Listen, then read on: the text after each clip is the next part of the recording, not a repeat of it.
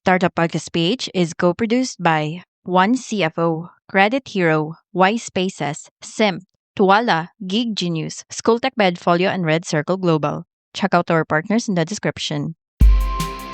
Welcome sa Startup Podcast PH, inspiring more Filipino entrepreneurs and innovators. Live tayo ngayon dito sa Y Spaces BGC, ang ating partner co-working space. And we have Next Keeper, fundraising platform using unused items.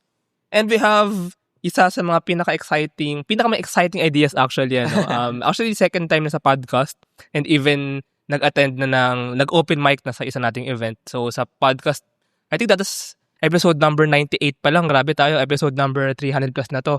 That was Raffle Exchange. And then when you did an open mic in one of our events, actually the first event or the very first speaker sa ating event. I volunteered. Si Codes and Tokens. And now, meron na naman panibagong exciting idea itong si Bong Misahon, founder ng Next Keeper. Hello Bong, kamusta? Hi, nice to be back here, Yanni. Ayun, well, first of all, I want to know why, saan nanggagaling itong mga bagong exciting ideas mo? And maybe siguro, explain rin natin, ano nga ba itong si Next Keeper as a fundraising platform using unused items? Yes, so remember I started with Raffle Exchange. Yeah. Raffle Exchange is... Connected siya ba? Connected siya. Okay. Doon nanggaling yun. So Raffle Exchange, we provide raffle technology for raffle promotions of modern retail. So we deal with the psychology of chance because a raffle is a game of chance, no? So from there, we observed human behavior when they are faced with a game of chance. So effective ang raffle. Sa mga tao, mga Pilipino, mahilig sumugal. May mananaya yan. So, a raffle promotion is, in the promotion space, it's always been a discount and then a raffle. Hindi nawawala yan. Why? Because it's effective. It moves people. So, from there, of course, we have so much experience as to how we can move people, make their, influence their decisions with a game of chance. So, then nanggagaling yun. So we're taking that. So, if it's a solution for promotion, we're taking that to solve other problems. Okay. Okay? Doon nabuo ang Next Keeper. Ibang problem domain to. Pero chance pa rin. Raffle game of chance pa rin. Because if you want to solve a problem, you have to move people towards something to solve that problem. So a game of chance is a powerful tool. Okay?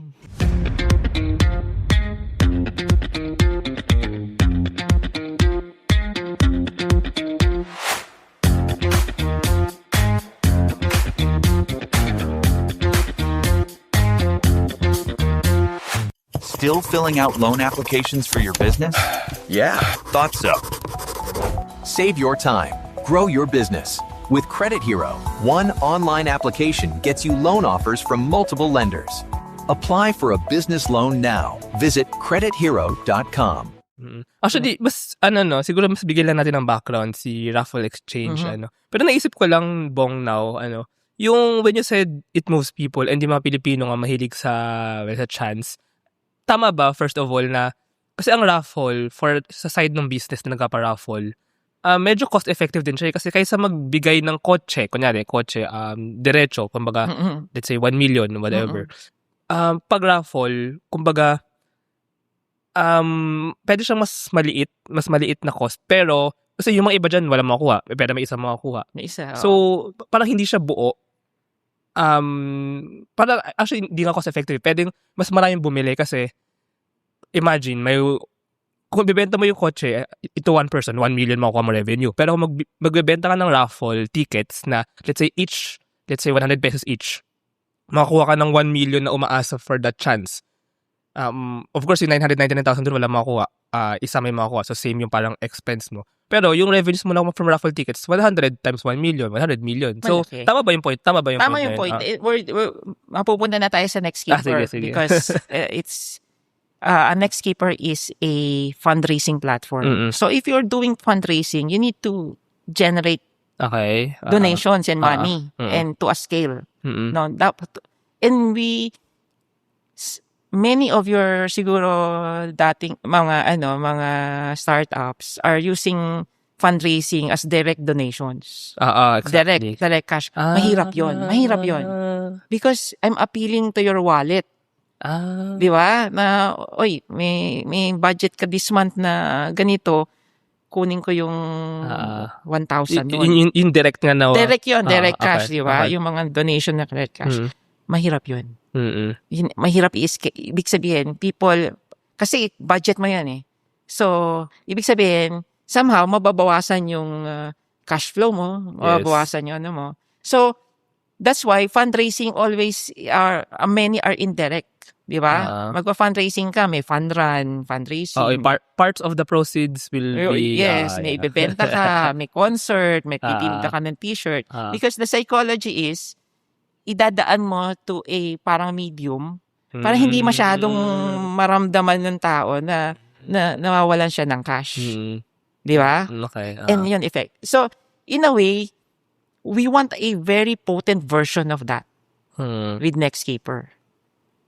And tama ka, if I do the game of chance, merong mapapanalunan, kaya mo siyang i-scale. Especially kung yung mapapanalunan is something that's a lot of people wants to get. Yes. Okay? So instead of one person donating cash, I put up something, maybe, or let's take this mic. Or maybe this is a very high-end mic na rare. Di ba? So yung mga mga podcaster or mga na, uy, dito lang, hindi ko makukuha yan, pero ito baka makuha ko. And then you say, you raffle it off, and you get a lot of interest, and then you generate a lot of funds. Oo nga, no? Mas nakakabenta ako ng marami pag magpa-raffle ako. Exactly. Diba? Exactly. So, for example, we are going to use, bago tayo pumunta sa Nextkeeper, let's lay the groundwork on this, no? Pag pinaraffle mo, marami ka na-solve from the psychology. Because kung ibebenta mo to, tatawaran ka. Yun pa, yun din. Di ba? So, kasi gamit na yan eh. Pwede ba 500 ka? So very ineffective to raise funds yung selling. Yung mag-uukay-ukay ka, donate mo to, ibebenta mo, mababa thrift stores pa. Parang thrift stores. So, unang-una, ang hirap makakita nung may one person who's interested in your item and then have the money to pay for it. Ang hirap hanapin yun. Pero, madaling kumuha ng 1,000 tao who would give you 1 peso for a chance to get it. Yes. Di ba? Actually, when you have the reach, when you have the platform para makakuha ng reach ng maramihan, okay. So that's the raffle is about the reach. Yes. Di ba? Yung mga kliyente ko paparaffle, they have the reach, yung base nila. So, kaya nilang can have 4,000, 10,000 more people joining the raffle. And for those people joining the raffle, it's nothing to them because bumili na sila eh. Oh, interesting. Diba? So, the joining of joining the raffle should be either negligible or nothing for free. Then you get scale. Kasi wala, hindi nila maramdaman yun eh. Pwedeng effort lang eh. So if you have scale, and then may tinatawag kami yan na negligible cost in donations, right? So if you put a can there, punta ka lang ng barya-barya, makukuha mo yung barya. Okay, nagbabasking, di ba? Voluntary naman yun eh.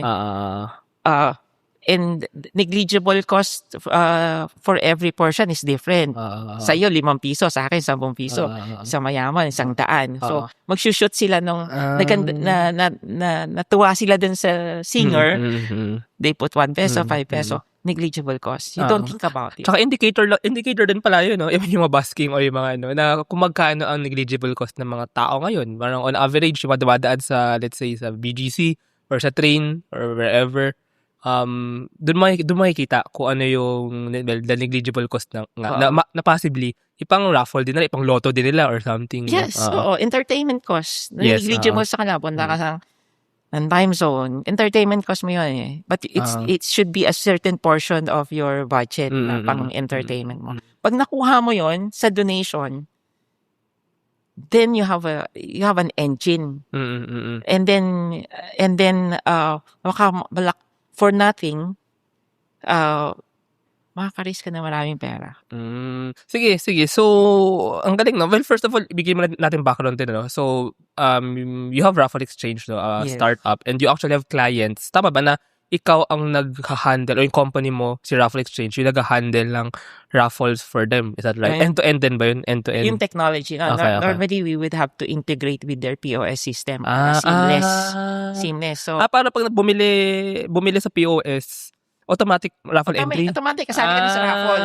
So, wala ka ng papel, wala ka ng pipil. Kaya pala Kaya pala alam mo rin yung sa Cozen Tokens. Kasi POS, yun, parang parang gano'n. They're all related. Okay. We're using our engine in Raffle Exchange. Now for this, Next Keeper. For Next Keeper. Sige. So now, si Next Keeper. Sige, ano let's go si for Next Keeper? Okay. So, ang sinosolve namin problema is we extract the value from unused items. Okay. Kasi ang isang item, halimbawa bumili ka, anything, your cap, or jacket, or cellphone, ganyan. At certain point, magiging unused yan. Okay. Kasi either may bago, or for whatever reason, hindi mo na siya kailangan. Di ba? Pero usable pa siya. May value pa siya. Pero pag that item hindi mo minove towards somebody who would need it, Next Keeper, wala nang value yung item na yan. Tama ba? So we are sitting on a lot of unused items. Every household. Okay. So if it's unused, it's just stored. Walang value yan. Walang value yan. Hindi ginagamit eh. So ang purpose ng Next Keeper is to extract that value, make it into cash, at mabigay sa mga charities. Okay. Now I want to ask yung how pero kaya pala nakita ko when I search si Next Keeper sa Google, circular economy din siya. Kasi circular economy kasi ang point din is to yung mga unused items. Totoo, marami yan. For sure, alam na lahat ng yan, yung mga nakatambak sa bahay nyo, appliance nga din damit, no? So, yun di ba? They fall in that domain, unused items. Unused sila, maaagnas na lang yan, mapapabayaan, so better kung makuha ng ba ng value. So now, sige, paano ito yung purpose first, yun ang purpose ng Next Keeper because the problem with today, yung mga, ang dami niya, unused items mo, mga excess inventory ng mga businesses, hindi nabebenta.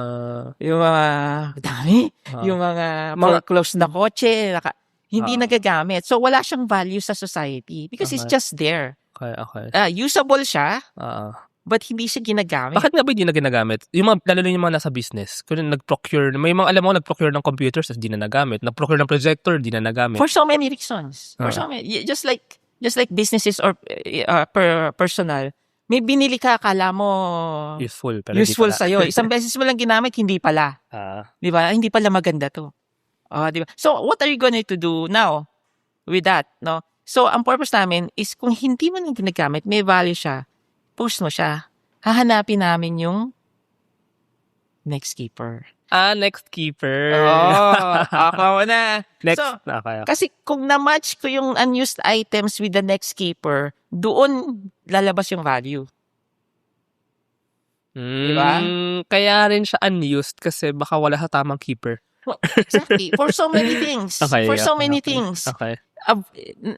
Na-generate lang ang value if it's with the Next Keeper. The right keeper, actually. The right keeper or the rightful person. Or the Next Keeper. So, yun yung term namin for Next Keeper. Okay. The unused items has to move to its Next Keeper. Yun yung next chapter ng item na yun. Kasi hindi niya siya para sa'yo eh. Tapos na siya sa'yo eh. Di ba? Either nakalakihan mo na siya or hindi mo na siya kailangan, nag-upgrade ka. It has to move. Okay, naisip ko ngayon, meron ako actually lumang mic. Di ko na nagagamit, pero okay pa siya, gumagamit pa siya. Okay pa Kasi siya, nga, diba? hindi na siya bagay sa setup ko, sa dinadala ko. Hindi na ikaw yung next keeper. Baka nga may next keeper na. Hanapin mo that's the entire concept. Mm-mm. So it has to be an engine. It's a search, parang nagsa-search siya nung susunod na may mag-own o next keeper nitong item na to. Okay. That's the only way we can extract the value or generate the value. Okay, so we have so many unused items na wala siya sa next keeper. So if we find the next keeper, masaya yung next keeper kasi gusto niya yun kailangan niya yun Then that's the only time na may value na realize yung value ng item na yun. So anong kinalaman ng raffle? I mean, ayan na. Ano natin. So the raffle is an engine design na is most appropriate na mechanism to find the next keeper. Because it's broad. Okay. Di ba? Hindi yung sell na kung sino. Okay. Hanapan ka lang ng bibili niya na at interested siya at the price. Minsan kasi bargain hunters lang yun Hindi siya yung next keeper Ibebenta rin nila. Ibebenta Reseller. nila mura yan. Bibili nila. Not because kailangan nila. Kasi gusto nila ibenta. True. So, wala. Nasa process lang yun. Wala siya sa endpoint. Hindi niya hinahanap yung endpoint na at next saka keeper. yung fact na, yung fact na binili mo lang kasi feeling mo nakadiskarte ka, nakahanap ka ng mura. Mura. Tapos wala ka naman hahanapan mo yung paggagamitan. Tapos yung paggagamitan mo hindi naman mangyayari. Okay, So natenga din nasisira. Kumbaga yung life na nababawasan na. The item is only valuable if it's being used. So kung ilalarga mo lang siya, iikot lang siya, mapupunta rin sa storage, mapupunta rin sa estante, hindi ginagamit, it defeats the purpose. So kami, ang gusto namin, it's an engine, hahanapin ko yung next keeper, diretso. Ayoko siyang mapunta sa buy and sell person. Sa temporary keeper. Temporary keeper, di ba? Oo. So, yun ang, yun yung purpose niya. Now, yung raffle is a good mechanism to find the next keeper. Kasi, normally, ang pinakamagandang next keeper is a person who cannot afford it. Di ba? So, broad yung mo. Di ba? So, maraming may kailangan ng laptop. Di ba niya afford 20,000, 30,000, 40,000, di ba? Pero if you raffle it off, your chances of bringing it to the one who really needs it comes higher. So basically, pwede magpa-raffle ng unused items? Tama ba? Oo. Ayun. Okay. So ito na. Yung unused item has a value. You post it to Nextkeeper and you create a raffle fundraiser for it. So pwede ba mas kumita pa ako, no? Oo. Exactly. I will get into that. Okay. Halimbawa, yung sinasabi mo, Interesting. yung sinasabi mong mic, di ba? Sabi mo, ito siguro kasi luma na. Siguro pwede na to sa 5,000. For some, just for example, 5,000. Hirapan ka makakita ng kukunin niya sa'yo for 5,000. Kaya sabihin na, hindi. Okay, gets. Pwede bang 100 na lang? Or so the process is painful. Gets. Para sa iyo, di ba? Okay, gets ko na. Galing. Nabigla ko na okay, tama. Process is painful for you. Pero I will encourage you as a founder na, Yani, post mo na lang yan. Sige, pa-post ko na. Post mo na lang yan. Sabihin mo 5,000. Sabihin mo 5 piso. Exactly. Di ba? And then let it ma-reach yung 5,000. And kung marami pa lang may gusto nung mic mo, 10,000 people willing to drop 5 pesos as negligible cost. 50,000 na ako. May 50,000 ka na. Hindi, that's true. Hindi mo kasi alam, kasi yung pricing, let's go into pricing. No? Yung pricing, kung 1-to-1 sell, ikaw magseset ng price, tatawaran ka. So, the right, kumbaga, 2 people agreeing on the price, mahirap yun. Normally, downgraded yung presyo mo. Yung value na sinasabi mo, sabihin ko, hindi. Yes. Hindi, sira na yan, luma na yan. Ang painful ng process na yun. Diba? But, if you put it as, I'm raffling it off, 5 piso lang, baka magkaroon ka ng bagong ganyan, makakuha ka ng 5,000, 1,000, 2,000 tao na will put their negligible cost. You get your target price, Mm. maybe even more. So, yun. Games, sakto example mo kasi yung luma kong mic, i-plug ko din, baka lobos na to sa next keeper. Ano siya, yung mic sa tawag dito, Yeti Blue Nano, 9,000 pesos siya, around 9,000, 10,000. Pero totoo, since 2021 pa yun yung first ever mic ng Startup Podcast. Sakto ka sabi mo, baka 5,000 na lang yung cost niya I mean, kasi nag-depreciate na, no? Baka 50%. Tapos, pag nagbibilang example maybe pag pinost ko nga siya sa next keeper, tapos, ako mag-set ng 5 pesos, piso. Ikaw mag-discarte. Okay. Parang game mo yun Okay. It's your game. So, sabi mo, 5 piso, ito yung target natin. Tapos, syempre, sabi mo, etong mic na to, maganda to, ganyan, pero ganyan. First ever mic ng Startup Oo, Podcast. ganyan, may istorya siya. And people says, magagamit ko yan. How much would it cost me? Ang bibili mo kasi chance 5 piso. Sige, 5 piso. Yun nga Baka mapanalunan ko yan. Masaya. Sakto din yung 5 piso Kasi imagine, pinisip ko lang merong 7,000 subscribers na ngayon ng Startup Podcast. So let's say, 5 pesos each, 35,000. Win-win siya kasi. Win-win siya. Well, first kumita ako. Na times 7 ko pa yung price na nakuha ko. Then yung nanalo, may nakuha siyang mic. Masaya siya. For 5 pesos. Tapos yung mga iba naman, negligible yun. Doesn't matter. So, doesn't matter. Sa kanila, wala silang sama ng loob dun sa 5 piso nila. So that's the model. So if we repeat it, item per item, mamumove namin yung unused items. Magagamit siya. To the next keeper. Okay? Mapunta siya sa next keeper. So, it creates value for the next keeper. It creates a lot of value for you. For the rest, doesn't matter. Right? Parang nagbigay ka lang sa nagbabasking or parang nag-donate ka lang. Nag-donate lang sa Startup Podcast. Na-entertain ka. Uy, ang swerte ng isa siya nanalo. Pero yung time na hindi pa dinodraw, may meron kang psychology of excitement. 5 pesos din for the excitement. 5 pesos din for the entertainment. For the entertainment, it could be me. Right? So that's the raffle. And then the way raffle is. Yung pala yung hidden value ng raffle, no? Kasi entertainment. Entertainment siya.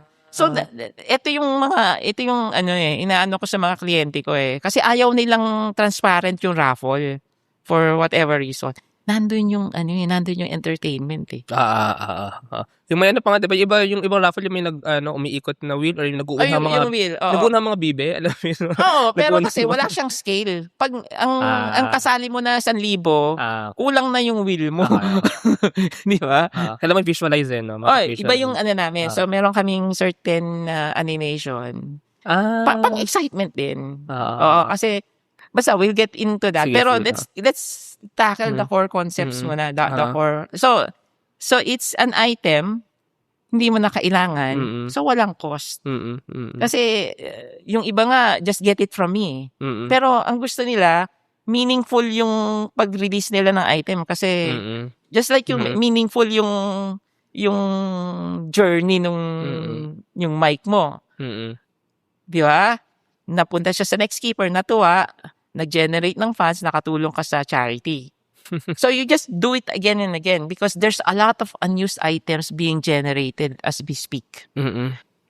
Either kasi yan mabubulok na lang yan sa storage, mapupunta na yan sa landfill kasi hindi mo minove. Hindi, tsaka wala. I mean, iwan lang sa bahay for so long, for 30 years, 50 years, andyan lang sa bahay. Exactly. Bawat household, ang dami yan. Yung mic na to nasabi ko, na to, parang 2 years nang hindi ginagamit, nasa bahay lang. Exactly. There are so many changes that makes an item unused. Di ba? Kasi nag-upgrade ka o hindi na match dun sa purpose mo for whatever reason. Pero magagamit. Meron pang makikinabang dyan. So we have to move it to the next keeper. Ayun.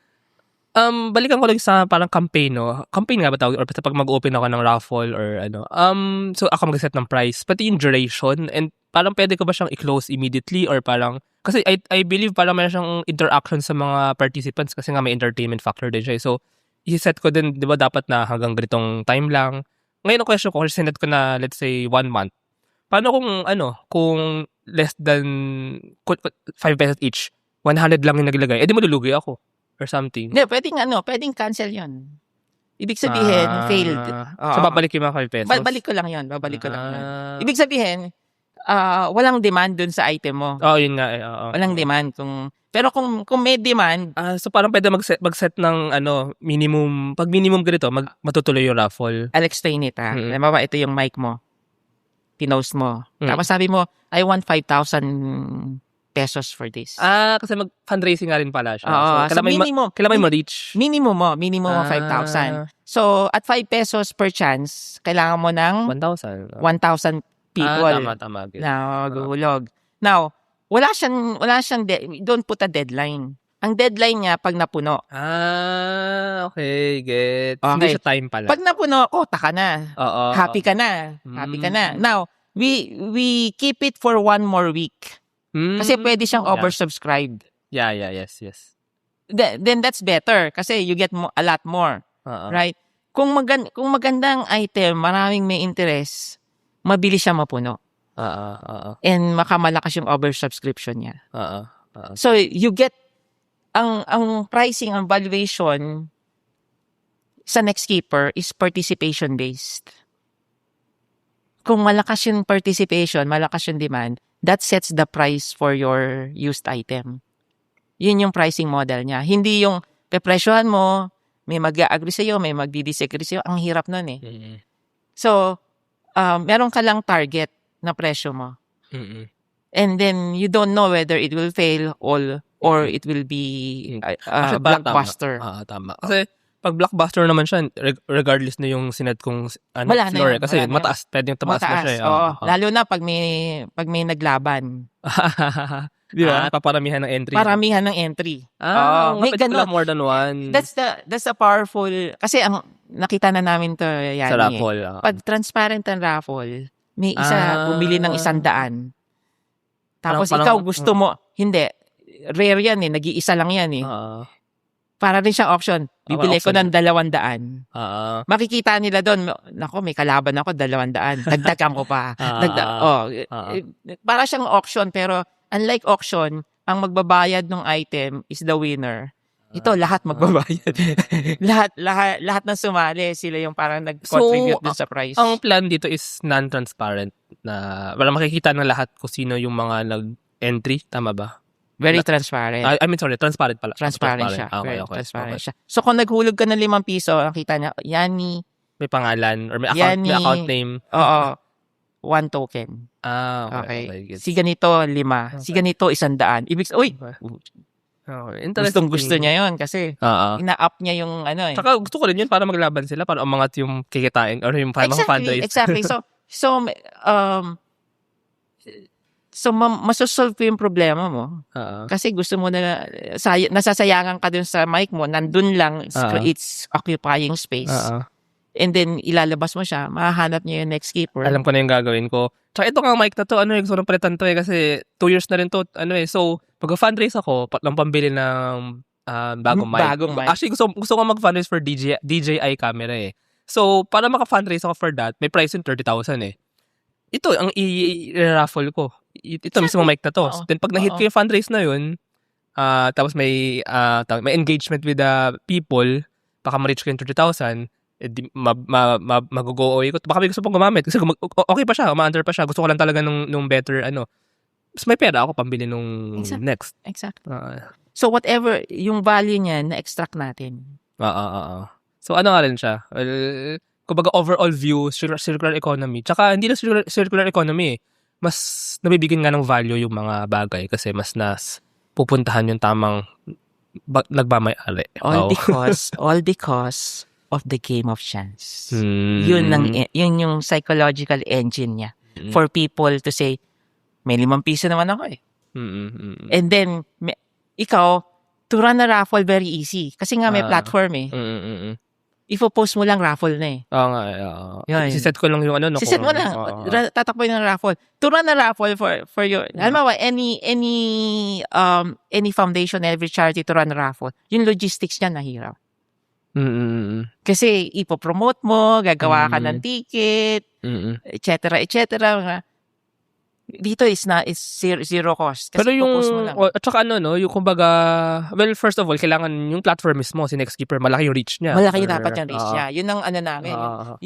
That's why I'm here. Tsaka parang, That's why I'm here. I'm trying to get into all medium or channels para may makadiscover kay Nextkeeper. Tsaka well, pag sinare naman pag sinare ko ako nag-auction, nag-raffle nga ako, sinare ko sa social media ko, edi, Ayan, rin malalaman naman. So, yun. Sige, aside, para lang mas to give a context, aside from Mike, what do you see, malamang hindi lang individuals malamang mga business din diba? Pwede ito maging, yung, kung yung office, mga procurement or yung mga inventory office sa mga opisina, mga kumpanya. Kumbaga, what do you see lang na, sino nagpa-participate dito sa next We're looking to that along the way. No, right now we're just starting with households. Okay. Yung mga personal. Meron kang magandang na although gustong-gusto mo maskip na you have to move it. Na makakita yung Nextkeeper niya. But it can solve other liquidation challenges ng businesses na meron silang inventory na hindi nila mabenta na. Diba? Or marami nga yun Marami yun. Or meron silang high-end na SKU na hindi naman bibili ng mahirap ibenta, di ba? Tsaka ang problema kasi ng ibang mga ganyong kumpanya, actually yung disposal. So, kasi dispose mo, i-raffle mo na lang. I-raffle mo na lang. Then, it goes to the same thing. I-raffle mo, you get a lot of value back napunta sa may kailangan nung ibig sabihin, I solved your inventory problem, you liquidate it, and then may masayang tao na nakuha yung whatever you're liquidating. May that be a laptop, may that be a phone, whatever, right? So, it's a solution that liquidates the item, generates the value. Pero pwede rin pala na yung magiging Nextkeeper, somehow reseller din siya. Kasi 5 pesos lang, kunwari, low, parang sakto lang, negligible naman sa kanya napunta. I-raffle na ulit or something. Pwede yun. We don't want that, but it can happen. Kasi, ang journey ng isang item, lalo na kung painting or sculpture, hindi natapos yung journey niya di ba? So, it's true naman talaga. It's true, di ba? Mapupunta sa kanya, there's something happens na hindi na kailangan. It has to go somewhere. Yeah. It has to go somewhere. Yeah. So, kung ilalagay mo palagi siya sa Nextkeeper, it regenerates value. Parang tuloy-tuloy lang.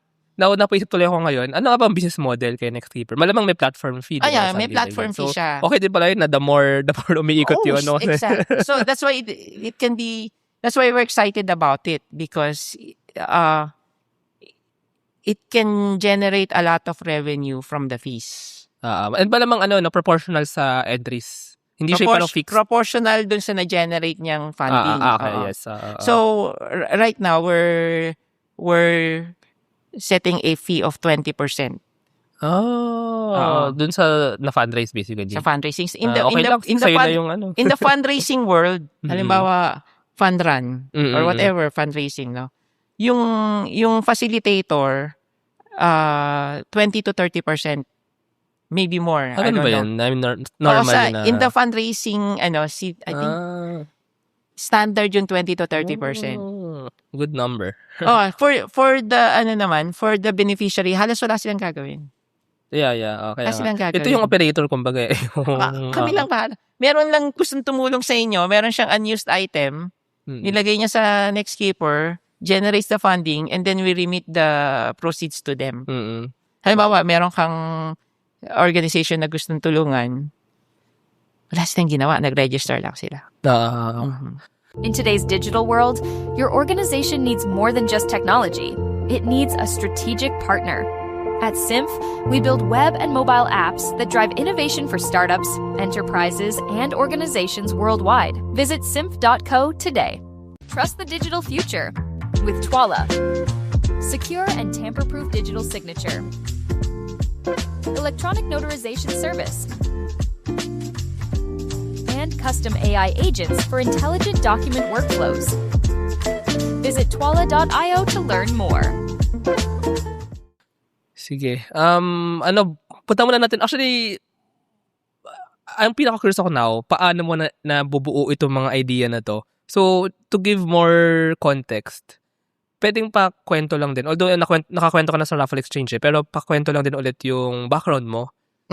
And, natuwa din ako yung sa Codes and Tokens na paano naiisip ni Bong yung mga ganitong idea. So, yun yung pinaka-gusto tanungin. How do you think of these ideas? Especially ito sa Next Keeper.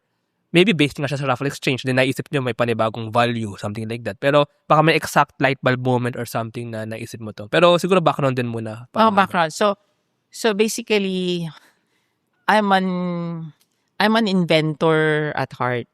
Mala bata ba? Mala college ba? Ganyan? Mala college pa. Or talaga? when I started my career in PNG. So, talagang naghahanap ako ng mga novel ideas. Okay. When we say novel, it's not being, it's new. Di ba? So, that's why I made product formulation when I was in PNG. Anong background mo? Engineering? Or Chemistry and computer engineering. Yeah. So, when I was in Procter & Gamble, I have to innovate on product formulation in materials. Okay. So, yun ang background because I created formulation na sabon na mild, for example, or yung inventor pala talaga. Sabon na mukhang magiging maputi yung damit mo, or sabon na nagtatanggal ng himulmol, or sabon, or materials in the formula. So, if you just Google my name, you'll see the patents that search natin. Bong Misahon. Isauro Manuel Misahon. But, ano, sorry? Isauro Manuel Misahon. Yung bang whole name. Okay. So, but, yun talaga, I get out of my way because I see something, I want to solve it. And then, paano masosolve to? And more often than not, ang solution nasa human psychology. Because, how do you make people go this way instead of that way?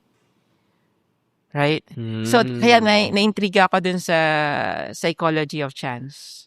Teka, parang ang interesting nung parang pivot in path na yun from chemistry to psychology. Parang yes, because yung any products mo, especially consumer products, psychology yan eh. Sa bagay. Let me give you an example. So, ang PNG pala, ang consumer goods palang mix nga siya ng chemistry, ng science, and ng psychology, human behavior. Actually, yung market behavior or consumer behavior. Consumer behavior, consumer understanding. For example, just a good example, di ba? Yung sabong panlaba. Ang sabon pwedeng luminis ng walang bula eh. Pero pag ang sabon mo walang bula, walang bibili. True. Gets diba? ko yan. Indicator yun of cleaning eh. So, psychology yun.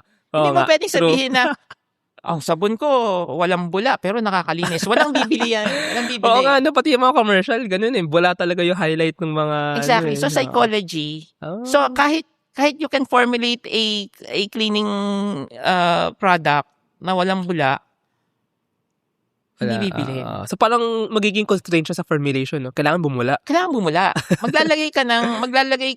Magagawa ka ng formulation na mabula, na tama lang.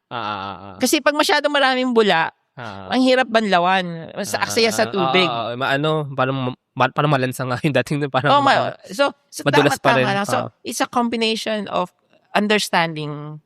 Ano yung understanding mo of consumer behavior. And even consumer beliefs. That's why you design your product not because of the pure function, but also attached with the consideration on human behavior. So yun. So from there, even in promotions, di ba, behavior, even for sa Next Keeper, it's based on behavioral models. So that's why yung psychology of chance na gamit sa raffle promotion and even in gaming, I'm picking it up and using it to solve a circularity problem and a fundraising problem. Pero una mo ba naisip yung, kasi you have the expertise na nga in chance, no, in the psychology of chance. Pero una mo naisip talaga yung sa circular economy or yung giving value to unused items. So, and then naisip mo na, match to pwede tong solution. So, Exactly. ganun. Mm-mm. So, may alignment ka rin sa circular economy. Kasi yung, from our experience, when you do a raffle promotion, may cost siya.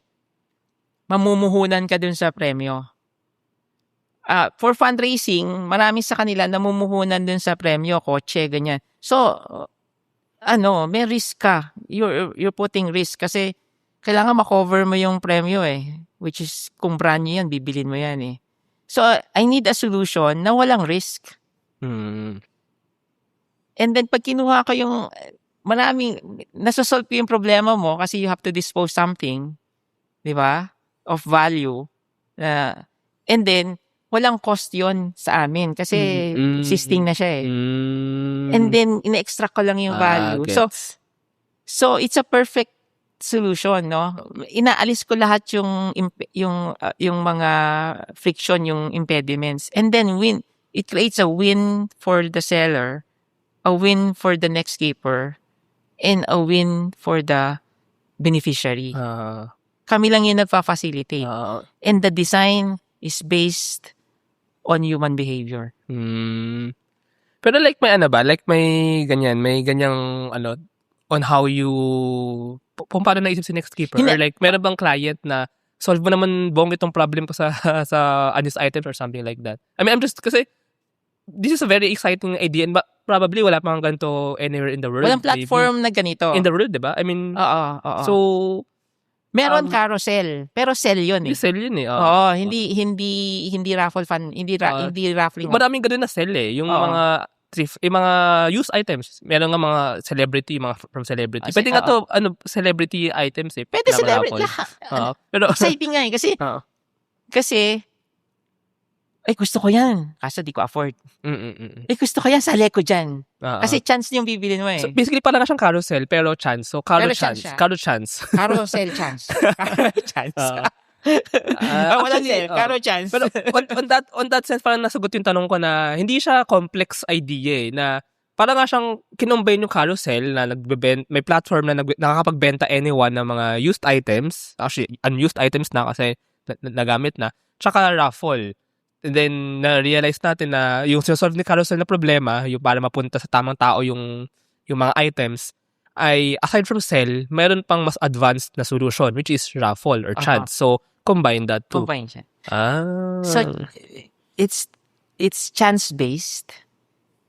There's a psychology of chance. Yun yung drawing power Kasi biglang, may 5 piso naman ako dito Okay na sa akin yung ganda na yung mic ni Yanni. Ping! Frictionless. Kasi 5 piso lang Di ba? And then transparent siya. And then you get entertainment out of it. You want to do it again. Di ba? Sige. So ila-launch na to, no? I think kailan nga ba ito ila-launch? Tsaka website siya. Ano ba? Website siya and it's a web app. Okay. So doon kumbaga gagawa ng account ba yung user? Gagawa ka ng account. Dalawa yung role mo doon pag nagawa ka ng account. You can either be a donor kasi baka may item ka doon na gusto So yung taga-bigay ng pera. Para sa carousel, di ba, daming items na lahat sila raffle fundraiser. So if there's something that interests you, you can be a donor. Okay. Or you have an item, you can be a fundraiser. I think sa carousel pala gagawa ng account regardless if seller ka or buyer. So parang ganun din dito. Parang ganun din. Gagawa ng account regardless if parang seller and buyer din naman to ano ba tawag dito? Fundraiser tsaka funder, donor. Fundraiser kung iputan item, fundraiser ang tawag ko sa'yo.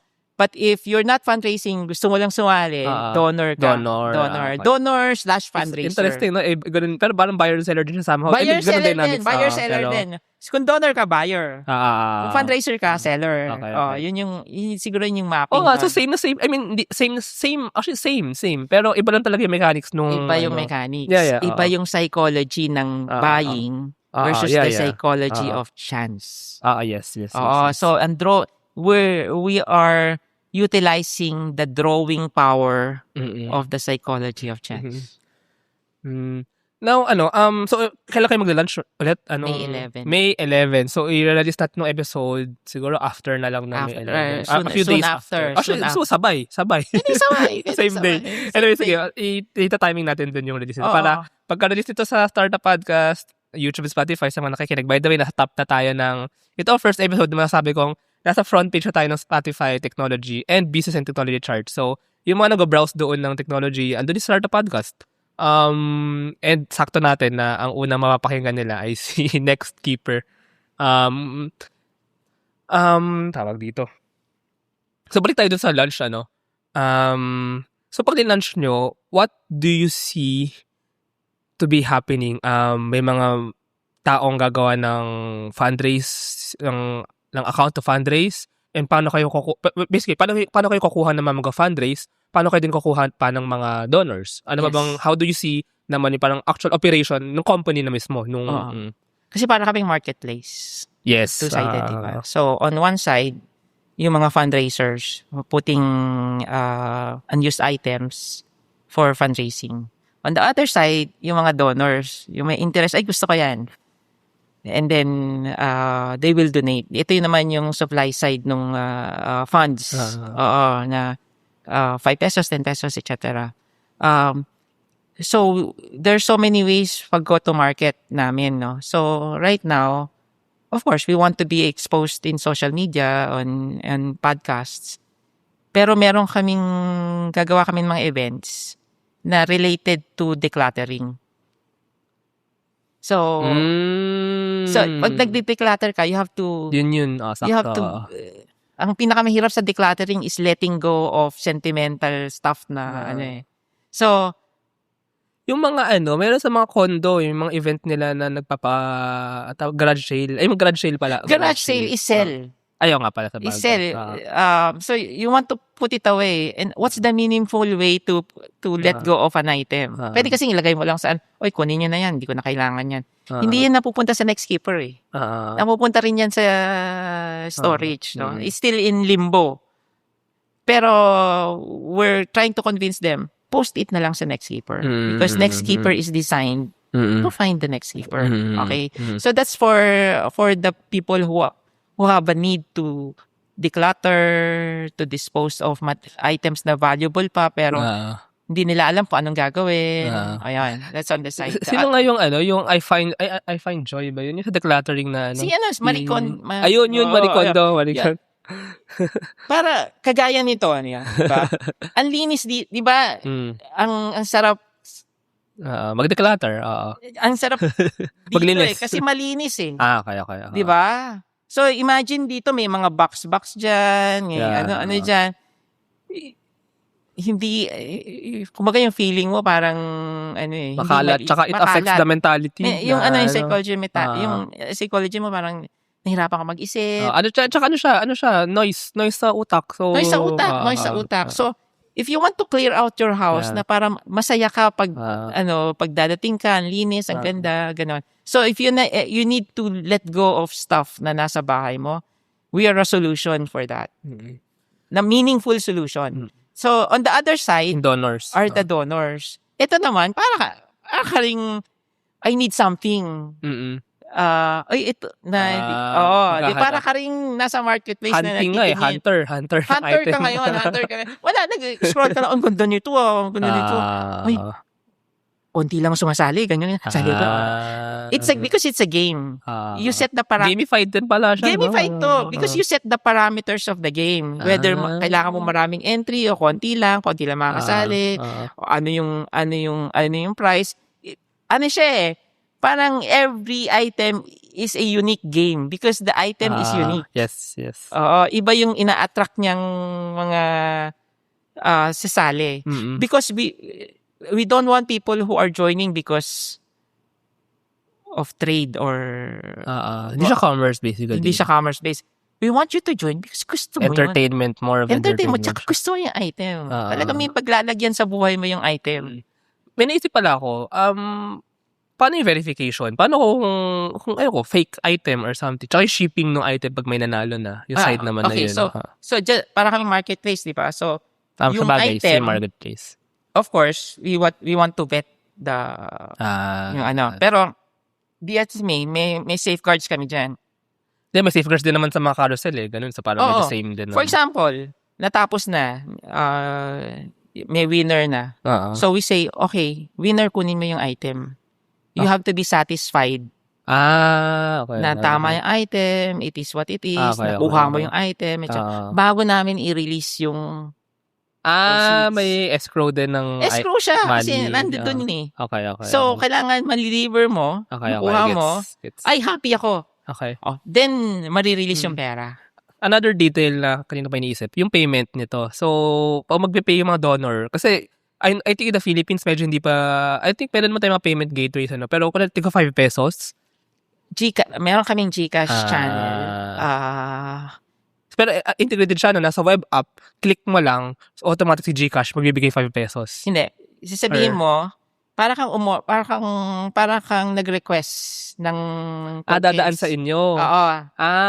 Bibili ka tokens. Bibili ka ng tokens. Alam mo, bibili ko ng 5 tigpipisong tokens kasi sasali ko sa mga tigpipiso raffle. Parang arcade. Parang arcade. Okay. Talaga to. So, bili ka ng 5 peso tokens. Or 50 peso tokens kasi may... So, ganun ang cash in. Yung mga sa mga games din, cash in, cash out. Parang pumunta ng any arcade, kumuha ka ng tokens mo na pang shoot mo. Tama. Di ba? Ganun lang. So, yung pagsali sa item, ang tawag namin yun, you drop your token. Interesting. Drop mo. Tapos pag drop mo, kasali ka na. So, ganun no. So, pag gawa ko ng account, bibili ako ng token sa bibili inyo. Bibili ka ng tokens. Sin tokens yung ipang didistribute ko sa mga. Pang shoot mo. Oo. Hindi na, parang yun yung donation tokens mo, pero hindi mo palang nasiset kung kanino mapupunta to. Tama. Oo. Okay, galing. Nabubuo na siya. Galing. Pati yung, syempre, mechanics and operations, yung mga details. Totally pictured ko na siya kung paano siya nag-work. Galing. Oo. Tapos entertainment mo yun. Very low cost entertainment. Sana magka-app na yan para mas masaya pag app siya, sa phone ka lang, browse ka lang. Exactly. Or of course, hindi makikita ng mga viewers, pero papakita ko kay Yani. Sige. Ayun sa website. Ano ka yung website para ma-plug na natin? Yan, it's yun. Maganda pala. Ayan. So, ayan yung mga items. Saan yan? Paano pumunta dyan? Ha? Paano pumunta dyan? It's a progressive web app. So, hindi mo siya install from Play Store or anything. Punta ka lang sa website. Website to. Ano yung website? Nextcape. Spell ko lang nextkpr.com. Maganda. Malinis. Gusto namin maganda rin So, yan yun. Eto mga items ko to, mga hindi ko na kailangan to. Ilalagay ko ang beneficiary nito yung alumni namin sa high school. Paano mo? Ito natutulog lang to sa bahay. Oo, yan. Equivalent ba yung nakita ko sa yan, yung si Wooden Gundam, 5 tokens. 2 tokens pala. Ikaw nag-set diba ng 2 tokens? Pero ako magsiset niyan. Lagi ba equivalent na ang 1 token equals 1 piso? Ikaw magsiset ng denomination mo. Ng tokens? Pero yung sa inyo yung piso to token So, lagi ba yung 1:1? Hindi. Or sasabihin mo, ang pagsali dito, 5 pisong token ang kailangan. So, yung sasali, kailangan kumuha siya ng 5 pisong may 5 token. Piso, may 5 peso token, may 1 peso. Yes, may denomination. Okay. Hindi lahat 1 token. Sa bagay, ganun sa casino Sa casino, chips, iba-ibang value, di ba? So, yung taya mo, ganun din. So, for small items, piso-piso. Kasi pag high-end item, pwede high-end item para 1,000 peso. 10 pesos, 50 pesos, ganyan. Kung, let's say, yung Rolls-Royce Ladies Kaya ang gusto mong paraffol, 100, siguro 1,000 per token, gano'n. Hindi, more pa nga more pa nga. So gano'n. So basically, you set the parameters of your game. Ikaw, yung fundraiser, ang nagdi-design nung game niya. I-describe ko lang itsura sa mga nakikinig lang. So, actually, very, very clean. Parang siyang carousel nga. Parang siyang Instagram nga rin Or yung mga online store na scroll ka, lalabas yung mga items and then may button lang dun, donate. And then tokens. And then ganun. Ikaw nag-code niyan? Or like, tsaka gusto ko lang, curious din ako sa structure ng company, ng raffle exchange event. Feeling ko, ikaw lang or very onti lang kayo Tama ba? Halos wala kami. Halos ako lang. Ako lang. Kasi, throughout Raffle Exchange, natuto na akong maging full stack developer. So, mabilis yan Kasi if you have Tsaka may cloud code na ngayon. From experience. Kasi may gusto akong gawin, I only deal with myself and with the help of AI. Claude, mas mabilis. Then mabilis akong maka-implement ng features.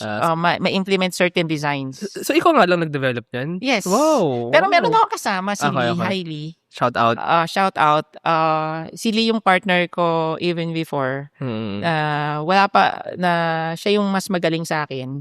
sa coding Developer. So, yung mga may hirap, binibigay ko sa kanya. With AI, medyo kaya ko na yung may hirap. Oo. So, yun nangyari. Pero grabe, no? I mean, Bong, like, as a founder, ikaw nagko-code ka rin, tapos ikaw pa yung marketing. I mean, yung, like, everything. As a founder talaga, you have to do everything, no? Especially if you want to be really, really bootstrapped and mataas yung, mahaba yung runway mo. Because, for example, this one, I don't know how long would it take before we get to break-even profitability. Hopefully, mabilis lang. With the help of... different din kasi si Raffle Exchange. By the way, si Raffle Exchange ba ongoing pa rin ngayon? Ongoing pa rin siya. Pero the problem with Raffle Exchange, alam mo, enterprise sales is matagal. Matagal. Pero somehow kasi si Raffle Exchange, ang customer nyo, business, enterprises, tama no? Kasi ang customers nyo dun, mga big companies na gusto magpa-raffle. Yes. Dito medyo individuals, so ibang approach siya. B2C nga ito eh. Consumer to. So we are hoping na pag nilabas namin to, maraming matutulungan, ibig sabihin, malakas ang traction niya. Pero kailangan pag naintindihan ng tao. Malaki ang marketing to. Ang kailangan, kumbaga, for the individuals. Kasi for me, mas madali mag-market ng B2B. Hindi ako sure. Kasi pag may connection ka, business to business, tapos pwede kang word of mouth yan eh. Pero pag B2C ka, parang talagang kailangan mo ng malakihang marketing, mga Facebook ads nga, even, mga ganun. Yes. Meron kaming approach of connecting with beneficiary partners na mayroon ng set of supporters and audience. Pwede. Yun. That's another approach na on the side of kasi sila yung kailangan nila ng pera. Kailangan nila ng money to run their programs, di ba? So they always need money. So we just tell them this is another channel. Yung mga supporters nyo, ang daming unused items sa bahay. They can post it and kayo ang beneficiary. No cash to. Okay. So, they're not gonna shell off cash. Pero ang dami nilang... So, tama. Yung mga existing organizations na nag-fundraise na may network na nga of supporters of donors, sila na lang mag-fundraise dyan at the start para makakuha ng traction and use. We connect with them, touch with them, and say if there's for them, it's another way, another channel to raise money. Okay, galing. Baka may mag-invest na. Baka may are you looking for investor ba? Yes, we're raising money. May isa kaming round. So hopefully isang round lang kailangan namin. For this idea. May tumutulong mo sa inyo ngayon na naalala ko pala si Raffle Exchange kaya I connected pala to you through di ba sa part siya ng PhilDev Foundation dati? Oo. Dito ba may part or may incubator pa rin ba kayo na partner or wala muna? We will connect with accelerator programs if we can afford. Simply for so many things, baka merong funding channel, merong advice, whatever they can help with, and also exposure. Networking and exposure. Parang yun yung pinakamalaking help Network and exposure. Pero hopefully we can have enough traction para hindi na kailangan. Gets naman. Let's be frank about it. Kasi you need time and resources to participate in those programs.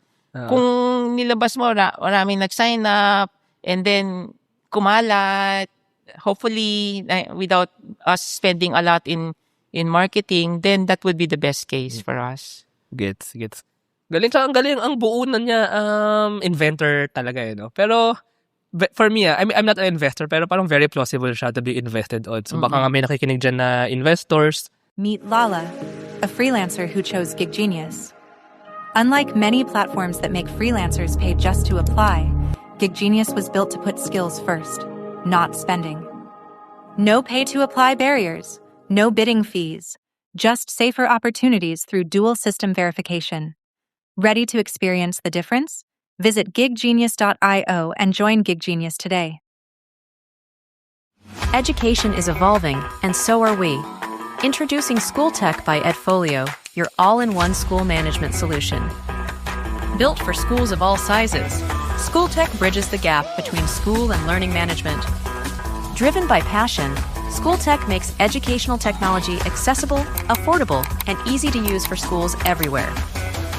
With an integrated approach, SchoolTech simplifies management across different departments and enhances efficiency in operations. SchoolTech transforms the way schools manage, teach, and learn. SchoolTech, taking school management solutions to the next level. Running a business? Make it smarter with Red Circle Global. Streamline operations, boost productivity, and manage everything in one powerful ERP system. Book your free business demo today at redcircleglobal.com. Guided by one of our top experts.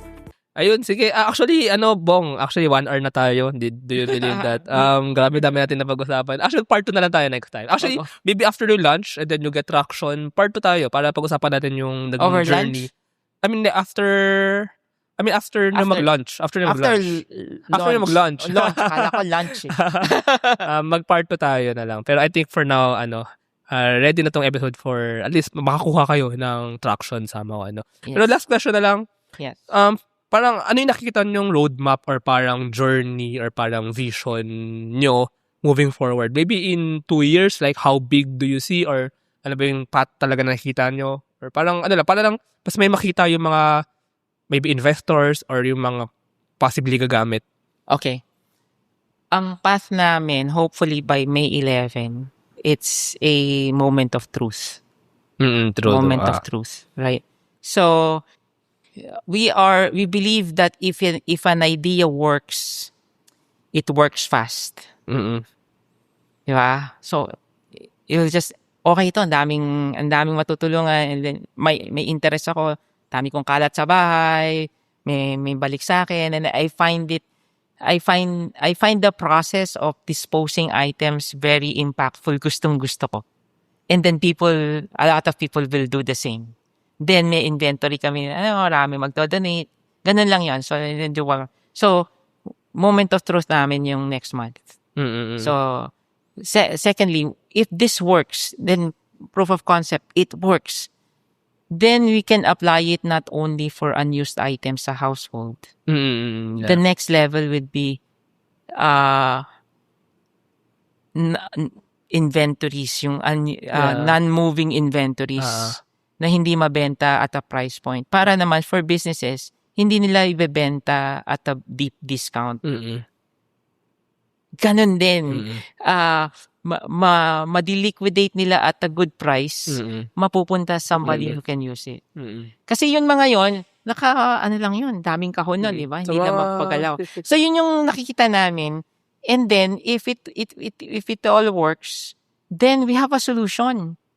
We have a solution for moving items na mapapakinabang ni next keeper. That's a key concept. We're not moving items para umikot din lang, mapunta from one storage to another storage, from one warehouse to another warehouse, from one cabinet to another cabinet. We want the item to find somebody who will really be benefiting from it. Tsaka pwede yung moving to moving, di ba ito individual to individual yung next keeper. Pwede ba lang business to business din? Next keeper na company din. Exactly. Kasi I think yung mga ibang co-working space na not necessarily kung nasaan tayo ngayon meron silang mga upuan or mga table na dahil nag-upgrade sila ng itsura, hindi na ginagamit. Nakastock lang na nakikita ko So, pwedeng mabili siya at a lower cost ng ibang co-working space. So, ngayon, kunyari yung mga gamit, yung mic, kunyari, diba? Tao ako, napasa ko sa tao. Ito, mga co-working space, yung mga gamit nila, napasa sa iba pang co-working space. So, parang ganun na yung movement ng gamit. Ganun din. Maybe, we can see if the raffle mechanics works on that. Yeah. Wholesale, bulky, baka mas magandang auction yun o mas magandang, I don't know, maybe it works, we don't know, right? Parang rin pala, parang yung ito sa May 11 sa launch, parang validation din. Yung kumbaga yung individual, sabi mo kanina parang POC, di ba? parang binavalidate niyo yung chance, yung raffle. Now, pag na-validate siya sa individual level, baka pwede nga siya for the business level. So somehow, it's a validation stage din for the next stage, kumbaga. Ang nakikita ko sa business level, more of businesses na meron silang inventory, na meron silang another channel to liquidate. Instead of providing sale, discounts, ganon. Kasi, especially for luxury brands, they cannot sell them, masisira yung brand equity pag nagbenta ka ng luxury at a very deep discount. So, ang ginagawa nila, tintapon na lang nila yun. So, this works better kung ang item is very high value. Di ba? So, it works best with luxury, I think, luxury brands. So, yung nakikita namin, maybe to answer the question is, wala pa kami, nakikita namin, next month is or maybe the next 3 months would be a moment of truth for us. If it works, then we can start expanding or looking at expanding it into some other liquidation issues. Sa US, mga returns, hindi na alam ang gagawin doon eh. Tapos, mapupunta siya, 2 things can happen. Mapupunta siya sa landfill or mapupunta rin siya sa nakalat in isang place. Pati diba, sobrang overtime na tayo. Pero may isa naman naisip eh. Kasi sa Pilipinas hindi pa ganito eh. Pero sa US, even sa Taiwan, galing sa Taiwan, nahirapan ako dispose or ng mattress. Kasi mattress, yung mga ganun. Mattress, illegal to dispose yan basta-basta sa ibang Sa Pilipinas kasi tambak mo lang dyan. May kukuha. Pero sa ibang lugar, makakasuhan ka eh. Di ba? Illegal yun eh. So, I think, yun nga, ano rin to eh. Parang proper way of quote-unquote disposing or moving the item. So, I think may value din siya dun eh. So, mahal ang mattress. Yun. Mahal ang mattress. Tsaka di lang mattress. I mean, any furniture, any item. Any furniture for that matter. So, I think it's the best. Sa Japan. Mahal mag-dispose. Yun nga, mahal mag-dispose. True. Mahal very true. mag-dispose. Sa Pilipinas kasi... Kaya pinamimigay nila, di ba? Just get it from me. Kasi kung ako magdi-dispose yan, magastos pa para sa akin. Yes. So, pero sa Pilipinas, marami. Kasi maraming kukuha. Wala pa tayong loss dito for Wala that. pa tayong loss dito. So, if you want to move the item, yes. It's another channel na you get money out of it. Pwede mo rin kasing ibigay lang sa, ang tawag doon, mga ngalakal, kukunin nila yan. Yun eh. Sa Pilipinas madami yan eh. Marami yan. Pero sa ibang lugar, ibang bansa hindi eh. Hindi bawal, di ba? So if we're looking at would this be a good solution in some other jurisdictions? Yes. Baka, oo. The answer is yes because they have the same problems. Especially in countries na ang dami nilang malakas ang consumption. Every time you buy something, potentially magiging unused to. Di ba? So circular economy nga. The flow, the supply side, wala tayong problema.